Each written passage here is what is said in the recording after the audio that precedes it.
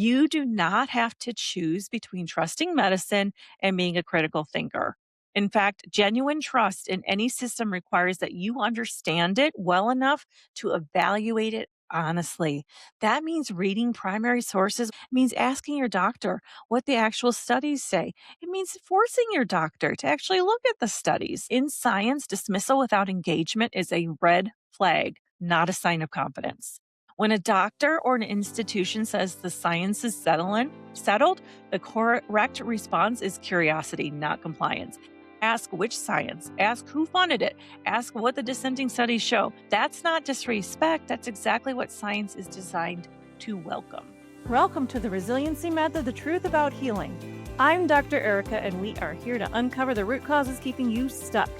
Together, we'll restore your energy, your focus, and your resiliency so you can finally heal, regenerate, and feel truly alive again.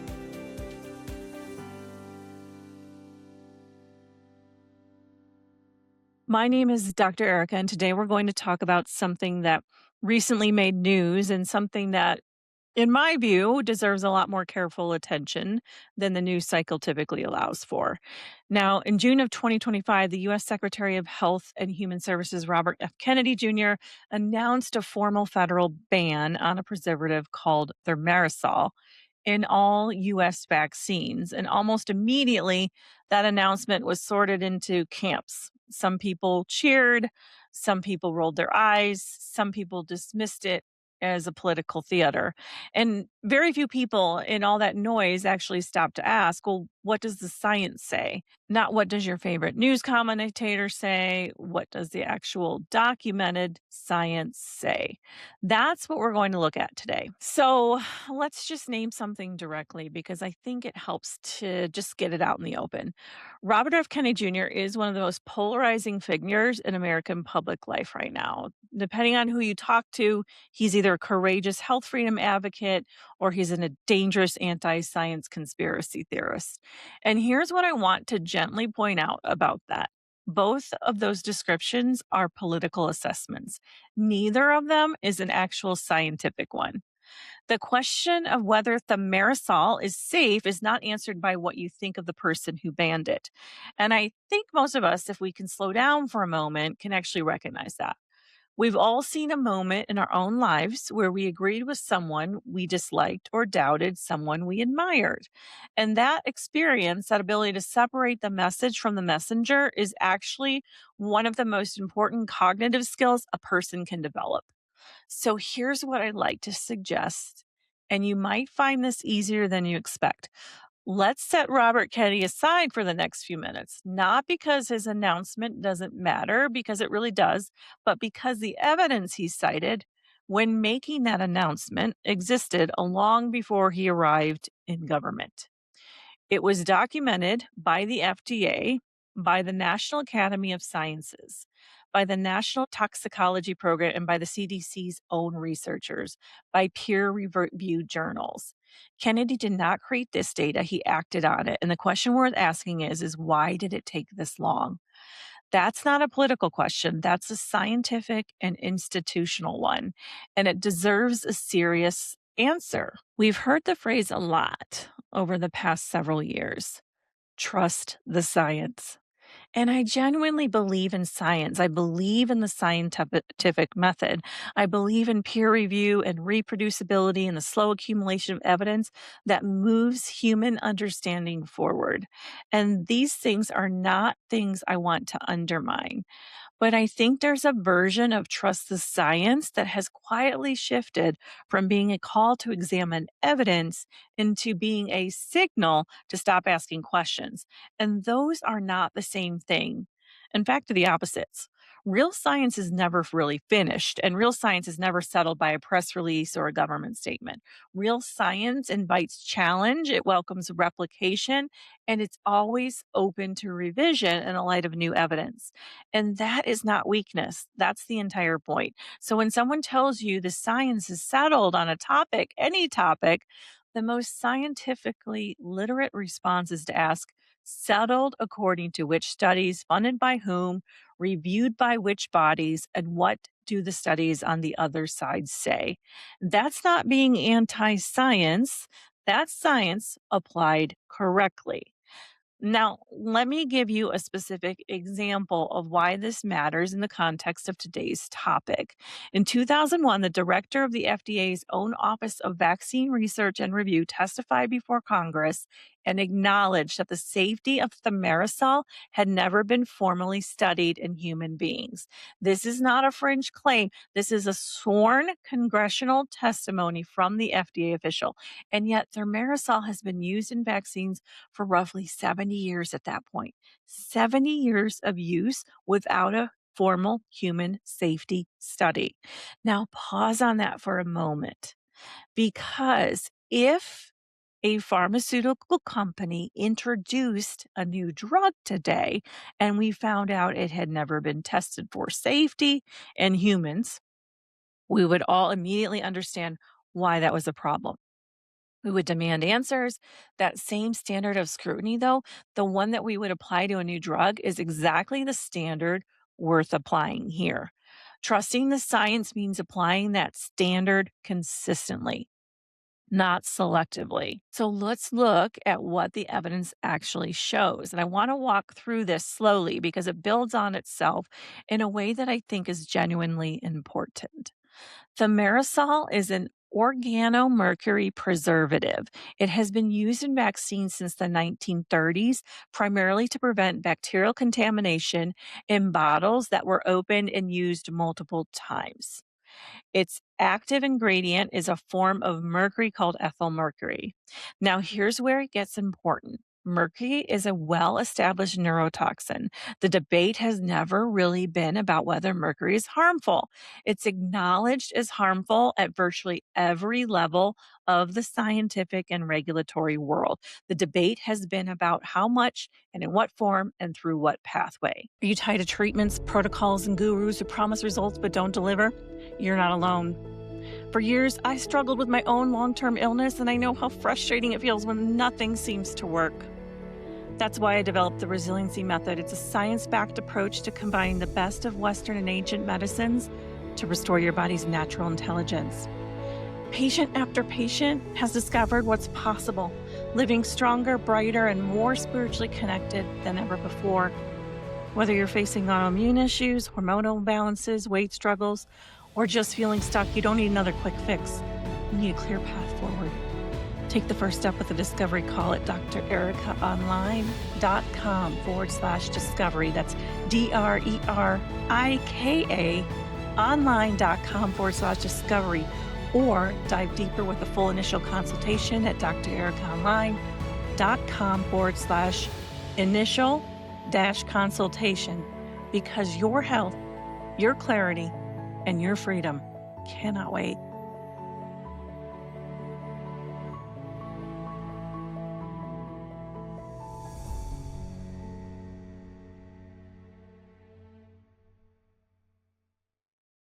Now, by 1999, the FDA conducted a calculation that found infants following the standard vaccine schedule could be receiving more than 187 micrograms of ethyl mercury in the first 6 months of life. Now, that was through multiple vaccines, not just flu shots, pertussis vaccines, hepatitis B vaccines. All of these contain thimerosal and were all given in the same time, compressed in the infant schedule. That calculation was alarming enough that in July of 1999, the CDC, the American Academy of Pediatrics, and the U.S. Public Health Service issued a joint statement asking manufacturers to please remove the thimerosal from the childhood vaccines as quickly as possible. Manufacturing of thimerosal containing childhood vaccines stopped, and by 2003, the last of those vaccine stocks had expired or were gone. But flu vaccines and multi dose vials were allowed to continue containing thimerosal for more than 20 additional years. That exemption, which lasted until the 2025 ban, is itself worth examining. I will also mention that thimerosal is still an active ingredient in most of your pets' vaccines as well. So if this is something that's on your radar, you need to also be talking to your veterinarian and looking at the actual ingredients in the boxes. As of yesterday, I was in a veterinary's office and read the label, and thimerosal was in the rabies vaccine that they're using today. So here's something that may change how you think about the question of whether this mercury is even still relevant to your health. A 2005 study commissioned by the FDA and performed by the National Toxicology Program found that ethyl mercury from thimerosal crosses the blood brain barrier and converts inside the brain into its most toxic form, inorganic mercury, at double the rate of the mercury we worry about in fish. And a follow up study found that this inorganic mercury can remain sequestered in the brain tissue for more than 27 years. 27 years. That's not a short term concern, that's a lifetime concern. Now, let me tell you something about how mercury reaches the brain that most people and most of the people in the public don't discussions skip over entirely because it's anatomically fascinated and clinically crucial. Most of your brain is protected by something called the blood brain barrier, a remarkably sophisticated seal between your bloodstream and your brain tissue. But there's also a region of the brain where this barrier has a permanent gap, and it's called the nucleus tractus solitarius, or NTS. And this region needs direct blood access because it monitors everything in your circulation in real time. It helps regulate your digestion, your heart rate, your breathing, your hormone balance. It's one of the most important regulatory centers in your body. Now, because its barrier never fully closes, any toxin in your bloodstream, including mercury, has direct, unimpeded access to those neurons for as long as it circulates. And this is not speculation. This is documented neuroanatomy. And it means that the idea of a substance being blocked by the blood brain barrier, and it's only really partially true for every human being who has ever lived. For babies and young children, the situation is even more significant. The blood brain barrier is not fully formed at birth. It develops over the first several years of life. And during that window, the entire brain is more permeable and far more vulnerable than an adult brain. And that is precisely the window in which the most concentrated thimerosal exposure was taking place. Now, there's one more layer to this that I want to share because it's the part that tends to land differently, especially for parents. Mercury and lead both cross the placenta during pregnancy. A woman who carries a mercury or lead burden in her body from her own childhood exposures, from vaccines, from dental fillings, from diet, can transfer a portion of that stored burden to her developing baby before it's ever born. Now, think about what that means. A child born today might be carrying a heavy metal burden that originated in their mother's childhood in an environment or a medical system that existed 20, 30, 50 years ago. Their own exposure history begins before their first breath, and it may continue to shape their nervous system development, their digestive health, their mood, their cognitive function, their immune system function in ways that standard medical testing would never catch. Because standard blood tests don't reflect what's stored in the tissues. This is not intended to frighten you. I just want to be very clear about that. The reason to understand this is not so that you can feel helpless, it's so that you can ask better questions because the body also has real remarkable systems for processing and clearing heavy metals, systems that can be supported and strengthened with the right guidance. Now, understanding this problem is the beginning of finding the path through it. So, I think it leaves us with a few things worth sitting with. The first is this: the 2025 federal ban on thimerosal is a significant policy milestone, regardless of how you feel about the person who announced it.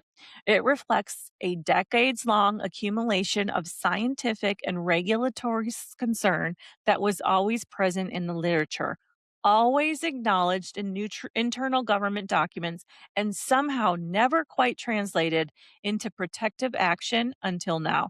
That is worth acknowledging without a political filter.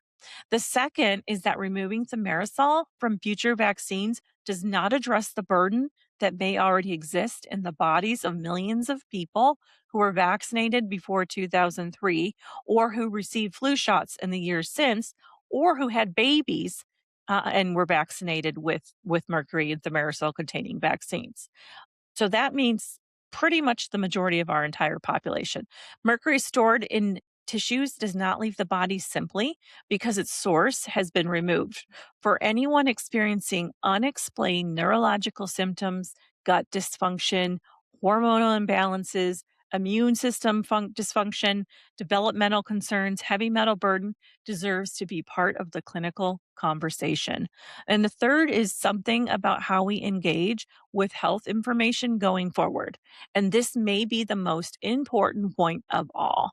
You do not have to choose between trusting medicine and being a critical thinker. In fact, genuine trust in any system requires that you understand it well enough to evaluate it honestly. That means reading primary sources when you can. It means asking your doctor what the actual studies say. It means forcing your doctor to actually look at the studies. It's not just what guidelines say. It means noticing when a topic gets dismissed rather than debated. Because in science, dismissal without engagement is a red flag, not a sign of confidence. When a doctor or an institution says the science is settled, the correct response is curiosity, not compliance. Ask which science, ask who funded it, ask what the dissenting studies show. That's not disrespect. That's exactly what science is designed to welcome. And when a politician announces something, whether it's someone you support or someone you can't stand, ask the same question. What does the underlying evidence actually show? Because the evidence on thimerosal was always there. It was in federal archives and congressional testimony and peer reviewed journals in the safety data sheets that came with the product itself. It was not hidden. It was simply not being amplified until now. Thank you for joining me for this important conversation today. And I just want to close with something that I think really matters more than any single fact in today's episode. We are living in a time when it can feel like every health topic has been claimed by one political tribe or another. Vaccines are not political. Nutrition is not political. Even how we talk about the body has become political. And that is genuinely exhausting. It makes people defensive. It makes nuance almost impossible. It makes people who ask reasonable questions feel like they have to pick a side before they've even understood the issue. But here's what I know to be true. Your body is not political. Your child's nervous system is not political. The question of what mercury does to developing brain tissue is not a matter of ideology. It's a matter of biology, and biology does not care which party you vote for. So give yourself permission to think about this outside of whatever camp you've been placed in. Give yourself permission to sit with information that feels uncomfortable, to ask questions that feel risky, and to arrive at conclusions that are genuinely your own, not your team's conclusion, not your tribe's conclusion, yours and yours alone. That kind of thinking is rare right now. And it's also exactly what good health and good science has always required. So if what you've heard today has landed with any weight, and I believe it has, because the truth of it is hard to ignore, then the next question is the most important one. What do you actually do about it?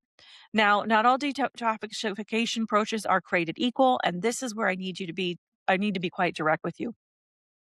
Most detox protocols that are available today, whether that's a supplement stack, a juice cleanse, or even a basic chelation program, they're all working at the surface level.